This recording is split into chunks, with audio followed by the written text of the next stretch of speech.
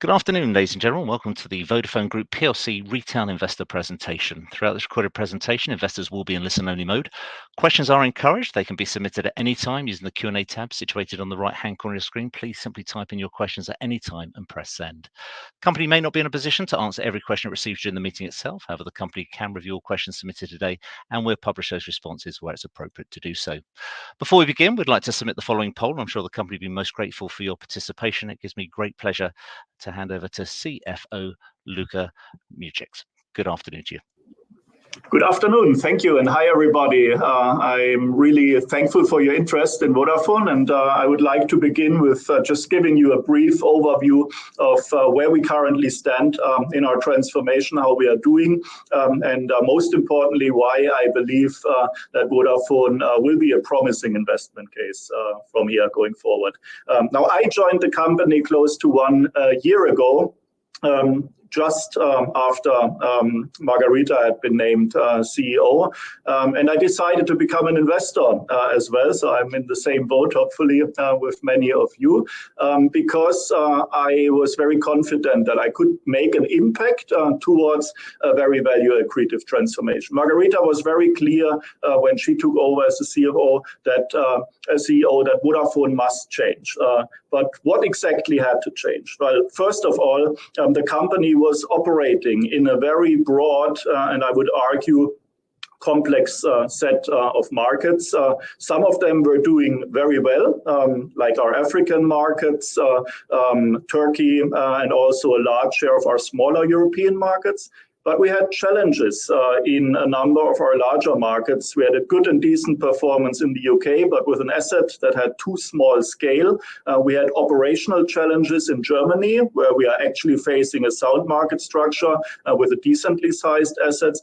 And we had businesses in Spain and Italy that were really challenged by a very complex and difficult market structure. At the same time, there was also a need to redirect the attention across our different business segments. In consumer, which was always kind of the DNA of the company, there was a clear slowdown in growth, and this is something that we have seen improving in the last fiscal year, but there is very clearly a limit to growth opportunities in consumer in Europe.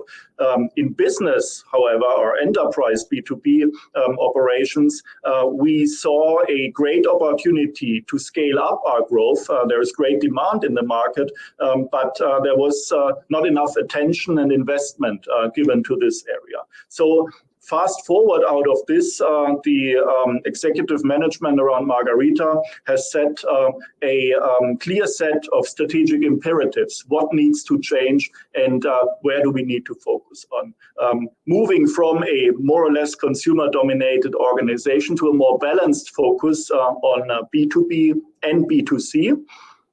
Within B2C, focusing again on the heritage of Vodafone. Vodafone became successful as a lean and agile challenger to the incumbents in many of the markets that we are operating in. And the key underpinning of this was a really simple customer engagement model. This has become too complex over time, and therefore a strong reinvigorated focus on consumer experience was very important, as well as more commercial agility in crafting, for example, smart convergent plans across fixed broadband and mobile family plans and the like. We had also grown complex, honestly speaking, due to the growth of the last 2 decades. And as part of that, bureaucracy has crept into the corporate system with quite heavy central functions set up, sometimes duplicating functions that were also existing at the local level. So harmonizing and simplifying delegations of authority for maximum empowerment of local operations was an important theme that we wanted to drive, as well as simplifying central operations and commercializing our shared operations for a more agile setup going forward. And last but not least, addressing the portfolio challenges that I highlighted before, was a clear push of right-sizing our portfolio by addressing needs to change market structures or our position in markets in three main markets, in Spain and in Italy, where we decided for a sale, and then in the UK, where we are actually pursuing a merger, which is going to hopefully be approved by the UK authorities towards the end of this year. Now, fast forward to the end of FY24, my first full year with the company. I'm glad to say that the focus that we have placed on those strategic shifts and the focus on clear prioritized actions around customer experience, simplification, and spearheading growth in B2B are starting to bear first promising fruits. You can see to the right of this slide that growth across the company has stepped up more or less across the board. Germany, while we're still not satisfied with the level of growth that we're seeing in this market, has returned back to growth in FY24. In Europe, we have seen a step up in service revenue growth, and at the group level, we have actually had the strongest growth as we were exiting FY24 that we have seen in many years, and Vodafone Business became a strong contributor to this growth with 5.4% growth in Q4. That actually was more than double the growth rates that we had seen the year prior. In terms of our operational excellence focus, there was strong progress as well. There is a deep focus on reducing detractors across our customer base, across the company, where all of the markets have made improvements. We are now co-leading in Net Promoter Score, so customer satisfaction in 5 of our 9 European markets. Actually, as I'm hosting this call from the UK, it's worth saying that in the UK, we took for the first time a co-lead position in Net Promoter Score in FY24. Simplification, we delivered OPEX savings in the last 2 years of 400 million. We have been simplifying the organizational structures. We are in process of taking out 10,000 roles across the company. As a result of that, and about 7,000 of those roles are actually already actioned or decided to be actioned. So we have well advanced on that journey.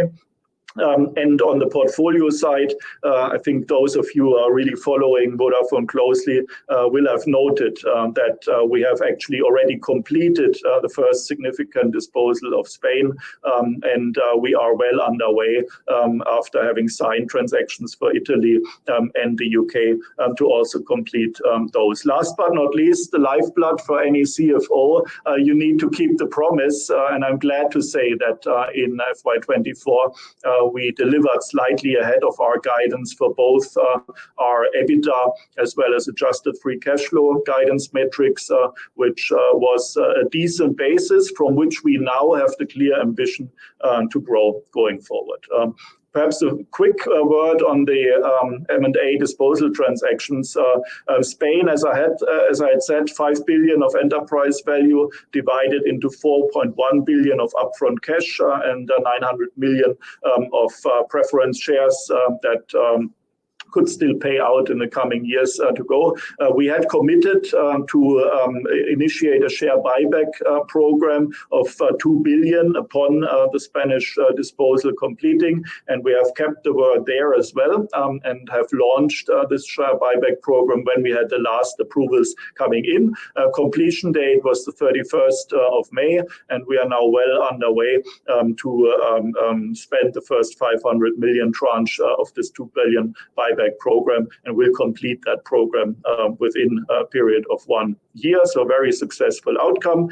In Italy, we closed a straightforward sale transaction for 8 billion in upfront cash, still subject to completion. We need to go through the antitrust process. Of course, we expect the transaction to close in the first half of 2025, as we are selling to Swisscom and their subsidiary Fastweb, and those are very complementary businesses. Essentially, Vodafone as a mobile player coming together with Fastweb as a primarily fixed fixed broadband player. We think this should be a straightforward transaction through the eyes of a regulatory antitrust lens. And then we will initiate a further 2 billion share buyback with the remainder 6 billion going to deleveraging, and then a little bit left in the tank for different purposes, including potentially additional capital returns, further deleveraging, or value accretive investments once we are done. In the UK, we are currently undergoing the detailed phase 2 regulatory review process with the CMA and are in constant dialogue with them. We are still confident that we will see this transaction complete around the end of calendar year 2024. It will come along in the midterm with significant synergies, actually around about 700 million of annual cost synergies upon full integration benefits being achieved. We will be the majority owner of the joint venture with Three UK. And once we have gone through the initial integration phase, in which we will actually see the transaction being slightly free cash flow dilutive, then from year 4 onwards, where we can then reap the full benefits, it will be positively accretive to free cash flow. If we go one step further, what does this leave us with? Well, a much healthier structure in terms of combination of strong assets in sound markets. Essentially, you can think about our go-forward business in 4 buckets. The largest one being Germany, a large market with decent market growth and a sound market structure. As of today, 3 full-fledged MNOs, so network operators, with a 4th one in the making, but in a large market. That's actually quite a healthy composition. It will result in roughly 35% of Vodafone's revenues being driven out of Germany. And we have an asset with a decent market share, far above the 20% mark, and believe through the focus on operational excellence that we can bring this business back to higher revenue growth than the 0.2% in the midterm. So we are clearly in a transition year in Germany, also in FY25, but beyond that, we should see a step up in growth. And then we have 3 almost equally sized businesses. The one in UK, pro forma, adjusted for the impact of the merger, and the rest of Europe, including Turkey and Africa, all composing between 20 and 25% of the revenue mix. Very sound markets, mostly 3-player markets with good market growth and very strong growth of Vodafone, where in most of those markets we are gaining market share, and we continue to see excellent prospects. And this is also going to drive a much higher potential for returns in the midterm. The sale of Italy and Spain pro forma has already resulted in a step up of ROCE of 1.4 percentage points, with the focus on operational excellence, higher returns, in particular also in the UK in the midterm after the merger is coming to full fruition. There is clearly a pathway here of increasing returns over time. Last but not least, we had the opportunity finally, with the shape of the group being finalized, to also devise a sustainable capital allocation framework. I know that this is super important for our investors. It's important for us as well for midterm planning purposes. And I'm very confident that we are now able to offer a balanced framework that is going to be there for the foreseeable future. One, we are very confident that our current country level capital intensity levels are sufficient and will be broadly maintained as we move forward. Second, the liquidity that we are gaining through the disposals is giving us an opportunity to slightly adjust our target leverage range, bring it down to 2.25 to 2.75 times net debt to EBITDA. Used to be 2.5 to 3 times before, and we are targeting to be in the bottom half of the range, and a sizable proportion of our disposal proceeds will go towards the leveraging, as I had briefly mentioned before. Given the fact that we have now a smaller, nimbler size of the group, with therefore a reduction in cash flow in the short term, we have decided to rebase our dividend from FY25 onwards. So the FY24 dividend that used to be at 9 cents will continue to be paid out, and then the going forward dividend will be 4.5 cents. However, we have a very good dividend coverage now through our established cash flow. So this is providing great underpinning credibility into sustainability of this dividend. And of course, we have the ambition to grow this dividend over time as our operational excellence in these sound markets yields more profits over time. And last but not least, the share buyback commitment, of course, stands and will be executed, and we will subsequently review the potential for any further capital return or alternative uses based on the conditions that will then prevail once we are done with the sale of Italy and have brought in all of the proceeds. So to sum it up, transformation is never easy. I can tell you that from the experience of my former company. I was 27 years with SAP, but in the last 3 years, the company announced a significant shift towards an accelerated move to the cloud and took a hit on the day of announcing that of 20% in a single day. Fast forward 3 years later, the results of this investment-driven strategy was tremendous. The share price of my former company has doubled since then. The transformation of Vodafone has every opportunity to be highly value accretive as well, because the company has been willing to disrupt itself, to really focus on a set of markets where we can really be successful, and is now fully focused on driving operational excellence, going back to its roots as a great operator in an agile and lean setup, as a challenger to the markets that it is operating in and the incumbents in it. And I'm very confident that this will drive a lot of value, including for all of us fellow investors. I'm looking forward to the next coming years, and would be great to have you with us on the ride. And with that, that concludes my presentation, and back to the moderator. That's great, Luca. Thank you very much indeed for updating retail investors this afternoon. Ladies and gentlemen, please do continue to submit your questions using the Q&A tab situated on the right-hand corner of the screen. But just while Luca and the team take a few moments to review your questions submitted already, I'd just like to remind you that a recording of this presentation, along with a copy of the slides and the Q&A, will be available via your Investor Meet company dashboard. Luca, we've received a number of questions from investors throughout your update, so thank you once again to everybody for engagement. I guess the first one's quite interesting, given your distinguished background. Why did you just decide to join Vodafone? It's very simple. I've always been attracted by and motivated by learning and transformation. It's a great learning opportunity for me. I've been working for 27 years in the software industry, and I've been with the same company throughout that same time frame. I'm now in my early 50s, and if I don't want to continue doing what I'm doing all the time through retirement, then now it's a great point in time. And I knew Vodafone quite well from the past, because I was a board sponsor for the relationship between SAP and Vodafone. I knew Margarita extremely well from that time, and I knew that we would be working very well together. And I'm perfectly aligned with the direction of travel of transformation here. And transformation is the second thing.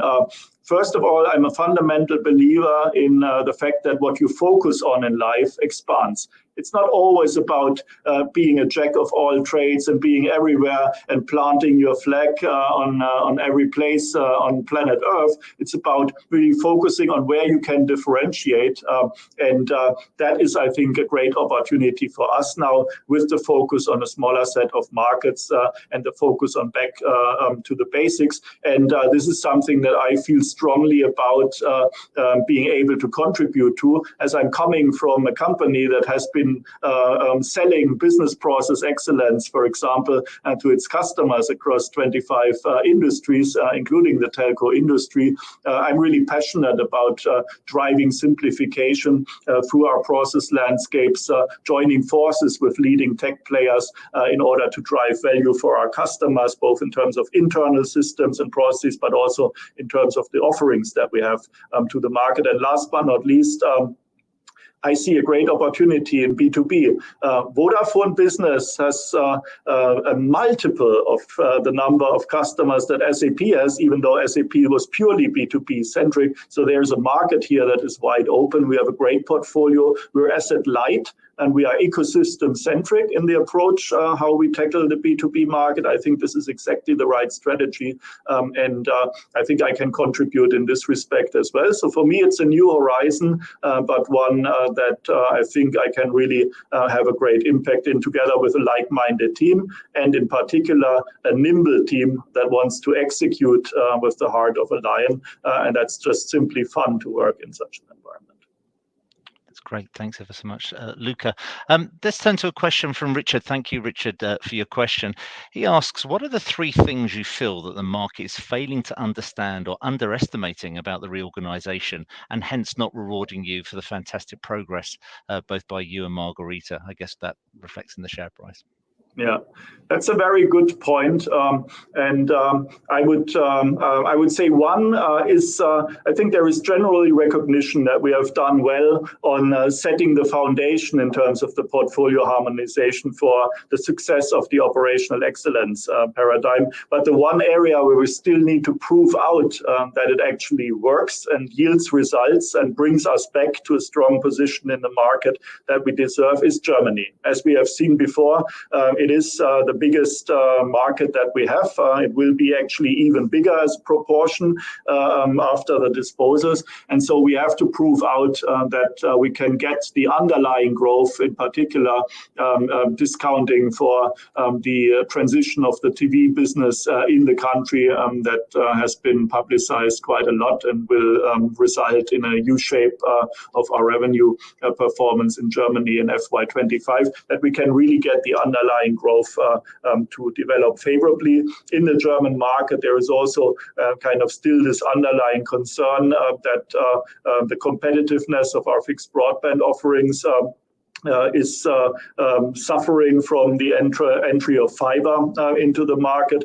Honestly speaking, that's overplayed from my perspective, and we need to continue to work hard on kind of educating the market that, first of all, in Germany, fiber penetration is at 10% roughly. Most of that is outside of our footprint, and we have with our cable product actually the best performing offering in the market, as confirmed by multiple quality tests as lately as last summer and fall. So from that perspective, we have to continue to demonstrate progress in Germany. That's number one. The second one is the business opportunity in B2B. I think is traditionally not well understood among telco investors, and I cannot really criticize this, because I think in the past B2B has not necessarily been a shining example of positive execution across telcos, but that was actually the traditional way of telcos of looking at the B2B business and essentially replicating in a Me Too approach the outsourcing and SI work that the tech players are also doing, or specialized consultancies. That's a strategy that, from my perspective, was always doomed to fail. We are taking a different approach. We are bundling capabilities that we get from strong ecosystem partners like Microsoft, for example, which is one where we are one of the biggest resellers that they have, with own capabilities, for example, in managed services, next generation network capabilities, and traditional connectivity services. And in the mid-market, we can actually orchestrate this for customers that don't have a wide and heavy IT organization in a quite efficient manner, and that's differentiating us. But I think we have to educate the market more about the opportunities that are connected with that, and also start to talk more about the returns that are connected with this. Again, with everything going on the portfolio front, that would have been overkill to do a plethora of additional disclosures around that. Over time, I think we have to find dedicated ways of educating the market about the B2B opportunity. And the last one is that I think we still have valued elements in our portfolio outside of the fully consolidated 100% markets that we own. We have recently created Vodafone Investments as a dedicated governance unit that is managing all of our minority and joint venture entities. And we have great assets in this portfolio, like Vantage Towers, for example, our tower subsidiary, where we have already crystallized a lot of value by selling to private equity certain chunks of our shareholding at very attractive multiples, 26 times EBITDA, and we still have an opportunity to monetize this asset a bit. We are currently in constructive dialogue with our private equity partners around potentially taking more shares from us. We have other interesting assets in the portfolio that I think bring us at a minimum very decent dividend payments over time, and so this is an area that I cannot add up the maths on, honestly, without concluding that the sum of the parts valuations are significantly undervaluing Vodafone. So if I take those three opportunities in combination, and assuming we deliver on the German turnaround, then I think the case for a significant value uplift is quite clear. That's great. Thank you, Luka. Couple of questions that I may be thinking merging into one, but I guess take this one firstly from Ben, who asks, can you discuss any significant market trends that you expect perhaps Vodafone to be impacted by in the short term?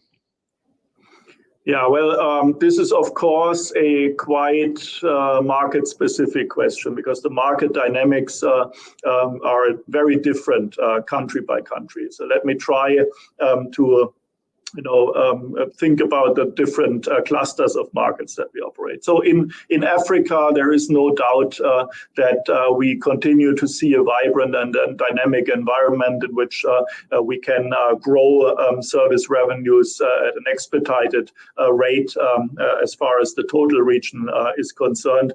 We have markets like Egypt with a high population density, with still a lot of data volume growth, with a business model that, unlike in Europe, is still monetizing data separately, as opposed to here, where it's simply part of your plan date.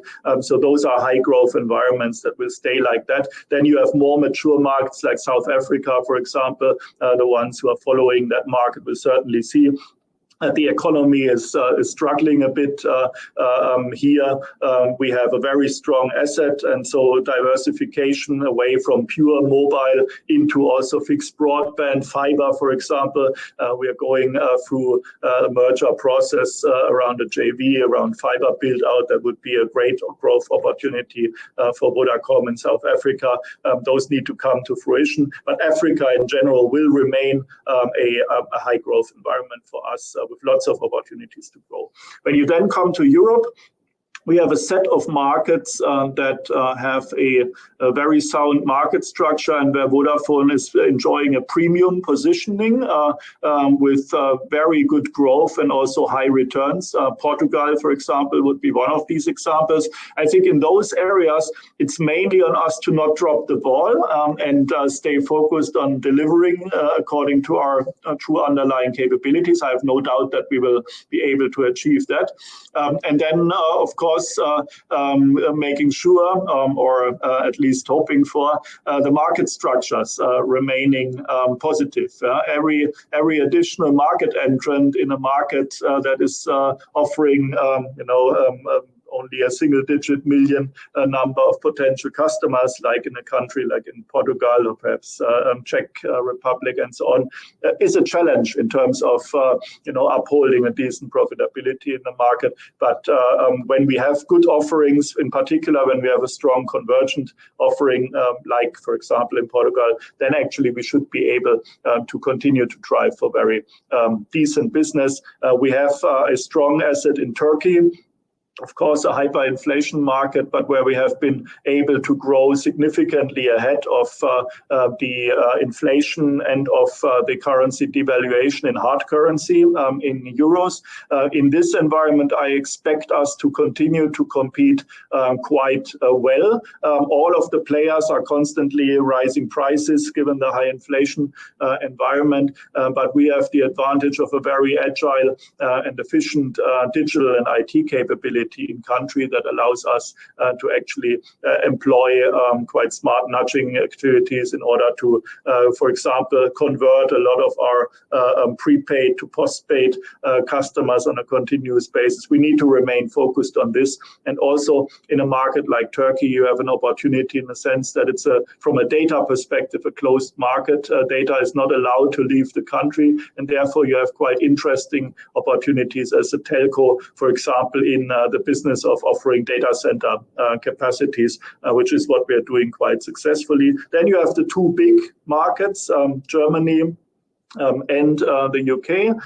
There, the market dynamics are all around competition. And that's, I think, a strong argument for us to support the merger in the UK, for example, because in the UK you have actually heavy competition, despite the fact that the large network operators are continuously executing half-term price increases, because you have the so-called MVNOs, so the players like a Sky, a Tesco, and so on, who are piggybacking on a network operator and offering their own contracts to customers who are very price aggressive. And I think for them, having a third large-scaled option of a network operator to sit on top will actually rather enable them to be more ambitious from a competition perspective. So that is a trend that I would expect to continue. And in Germany, we also see now intensified competition at the low end of the market. That is because we won in the last year a sizable contract with the up-and-coming fourth player in the market, 1&1, to provide them with national roaming services. That was an agreement that they previously had with Telefonica, O2, and now I think Telefonica is certainly looking for ways to fill up the network again. So I would expect this to result in intensified competition. Our strategy here is really to focus on value over volume, making sure that we drive growth in our Vodafone branded offerings, which have a promise of a higher average revenue per user, ARPU, and we have indeed seen that in the last coming quarters to increase. So that will remain our focus and our strategy. But very clearly in Germany, in the last few months, we have seen intensified competition. And in fixed broadband, the German market is not really growing as a whole anymore. Also, the other players like Deutsche Telekom have highlighted this in their recent earnings calls. So in that respect, in this narrow market, it will be important for us to continue to focus on providing a decent offering with a good quality, and then over time actually making up on our net adds performance, which was turning negative in the last couple of quarters because we had executed a price increase in the last year, which has now ended in the last quarter. And so over time, we would expect our commercial trading performance to improve in fixed broadband. That's kind of roughly the major trends, but we could talk for hours, obviously, about this because every country is very different in this respect. Great, Luca. Thank you very much, John. I hope that goes some way to answering your question. Turning gears slightly, we've got a question here around your share buybacks. Why the shares are so cheap and undervalued? Is it tempting at all to accelerate some of the buybacks, i.e. under 70 pence per share? By the end of the buyback, you might be paying 90p for the shares you could have got at 70p. It's a good question. It's part of the reason why I have personally been on my own account buying quite a few shares now, because I believe it's a great opportunity. So I now stand at roughly above 4.1 million shares. Leaving that aside, from a company perspective, it's a good question, but there are some constraints in what we can do in what time frame. First of all, there is a legal constraint that we cannot go above a certain share of the daily trading volumes in terms of our own share buyback activities. And in order to keep an efficient market, you also don't want to exhaust this limit to its end. So we are currently buying back shares at a pretty equal level on a daily basis.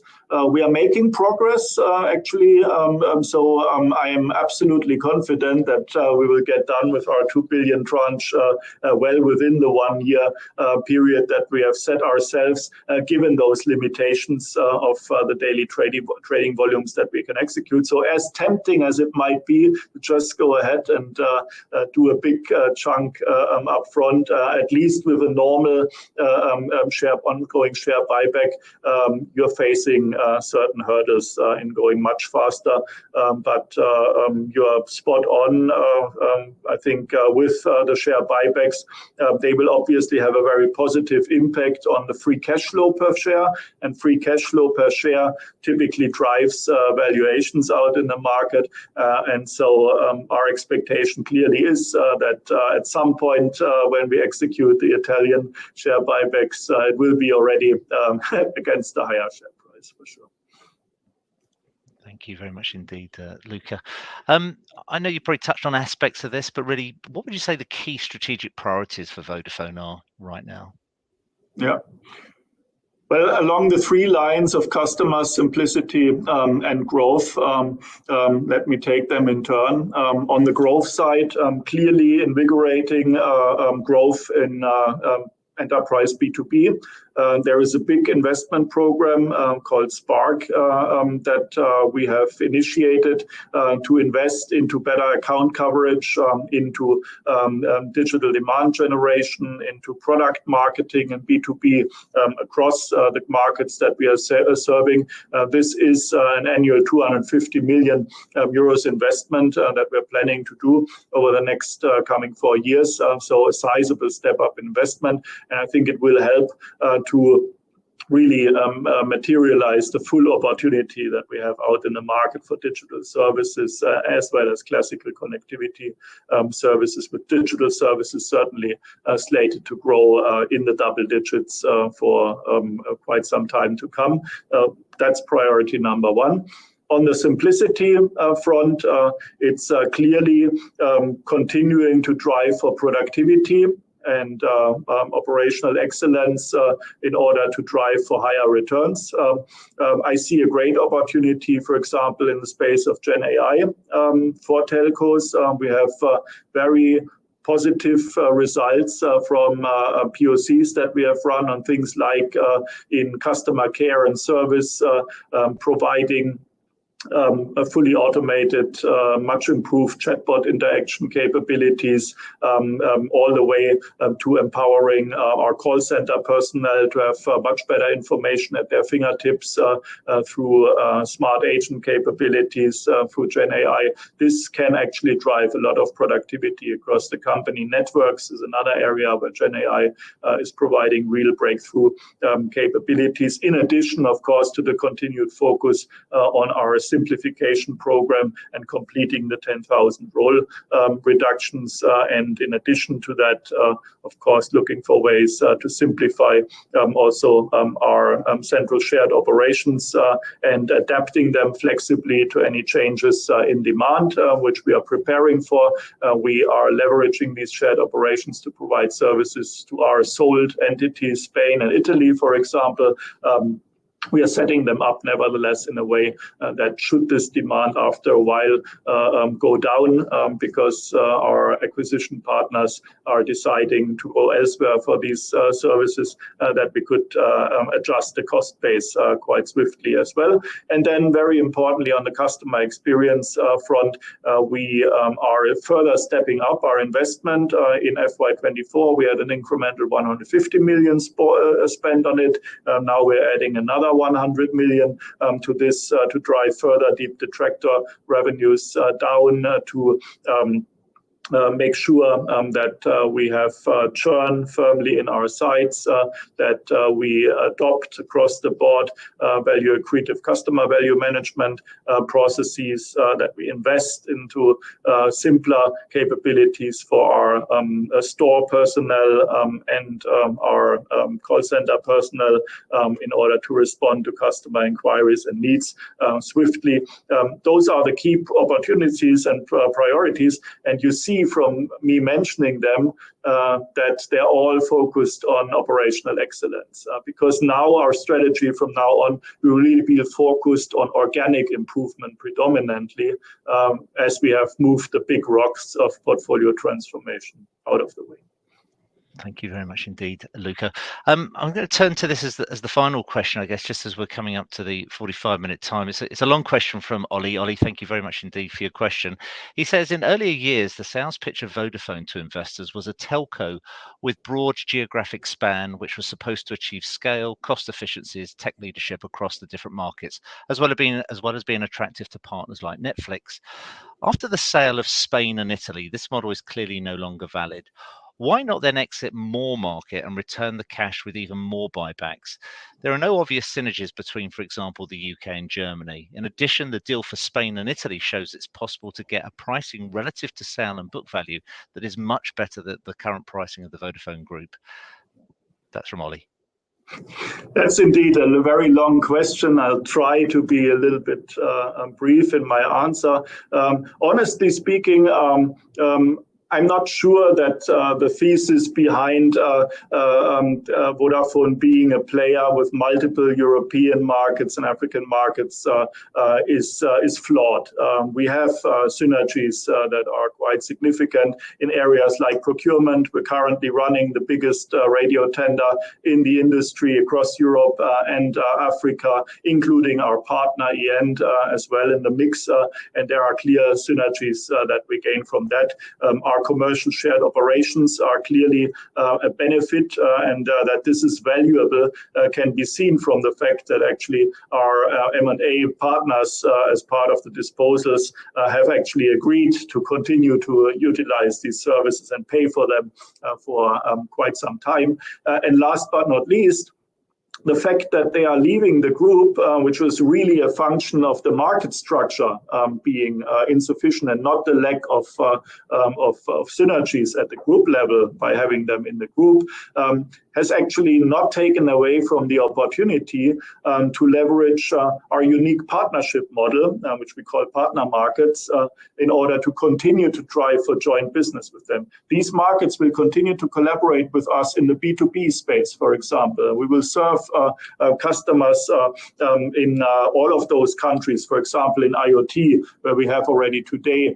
the leading platform in the world outside of China, and where we'll, of course, continue to have business in those markets as well. So for me, the concept of the synergies of the group, if they are played out in the right manner, is still valid, but we need to be very careful on not complexifying our setup by being active in markets that are really challenged from a market structure perspective, and having to be engaged in potentially multiple rounds of repair and continuous portfolio transformation in country. We have to focus our attention on a fewer set of priorities that we can really leverage, and then actually our strategy as a group is going to be very value accretive.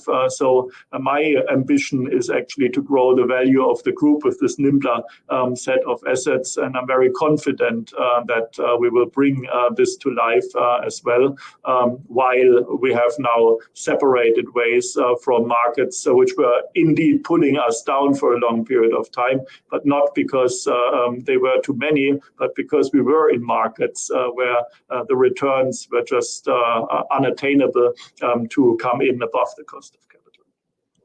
Luca, thank you very much indeed. Thank you once again for setting aside some time for retail investors, and thank you once again to everybody for your engagement. Luca, I know that investor feedback will be particularly important to you and the rest of the management team, and I'll shortly redirect those on the call to give you their thoughts and their expectations. But before doing so, I wondered if I may, Luca, just come back to you for a couple of closing comments, and then I'll send investors for their feedback. Yeah, thank you very much for this opportunity. I really enjoyed the dialogue, and thank you very much for your questions. And I hope that I was able to answer them at least directionally. I would be really pleased if you can continue to stay tuned in to the transformation of Vodafone and being a part of it. I'm very confident that we will be able to crystallize a lot of value through the coming years. I'm committed to that. I'm putting my own money to where my mouth is, and I thank you very much for your engagement and interest and the trust in Vodafone. With that, I hope for a next opportunity to engage and interact with you very soon, and thank you very much for having me on this format. That's great, Luca. Thank you very much. We look forward to welcoming you back. Ladies and gentlemen, if I could ask you not to close this session, as we will now redirect you for the opportunity to provide your feedback in order that management could better understand your views and expectations.